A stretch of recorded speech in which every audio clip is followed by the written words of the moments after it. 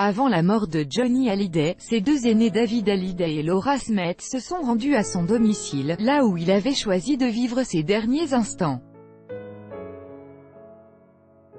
Mais ils n'ont pas pu voir leur père une dernière fois.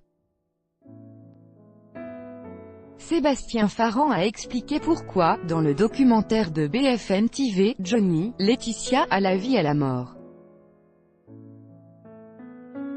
Si les proches de Johnny Hallyday se déchirent, les tensions qui les agitent aujourd'hui étaient déjà présentes juste avant sa mort.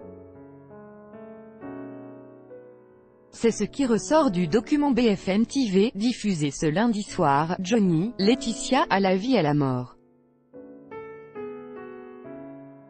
Car derrière depuis 2006, à la fin de la vie de Johnny Hallyday, ces tensions se sont révélées au pire moment. Alors que le rocker est de retour aux côtés de ses proches, Laura Smith, présente sur place.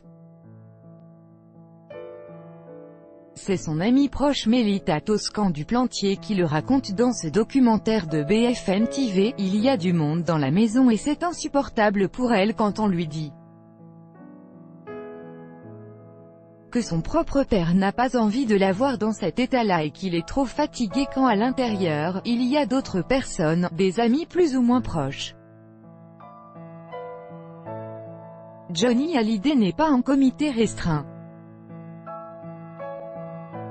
Lors de sa visite, Laura voit en effet qu'on met la table pour 10-15 personnes, qu'on sort les grands vins, décrit Mélita Toscan du Plantier. Et, d'ajouter, elle sait que son père va mal. Elle sait qu'il lui reste peu de jours à vivre donc déjà elle est en détresse et là elle a une porte close pour aller embrasser son père qui est sur le point de mourir, c'est très humiliant. Selon la voix off du documentaire, David lui aussi était conduit pour les mêmes raisons. Mais quelle raison? Pourquoi Johnny Hallyday a-t-il refusé que ses deux enfants viennent le saluer une dernière fois? Johnny Hallyday ne supportait pas l'idée de mourir, selon les propos de Gillotte ce soir, a donc pris cette décision tout seul. C'est Sébastien Farran, le dernier manager de Johnny Hallyday, qui donne les raisons de ce refus. À ce moment-là, il voit une espèce de déambulation quotidienne et systématique de gens qui viennent à son chevet. Sans dénigrement évidemment, il voit ses grands-enfants, qu'il ne voit pas tous les jours, venir tous les jours. Le mec se dit « Ok, c'est la fin, je suis en train de partir ».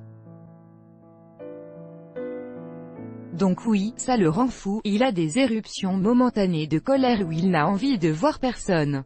C'est donc confronté à la réalité de sa propre mort que le rocker aurait refusé que ses deux aînés viennent à son chevet.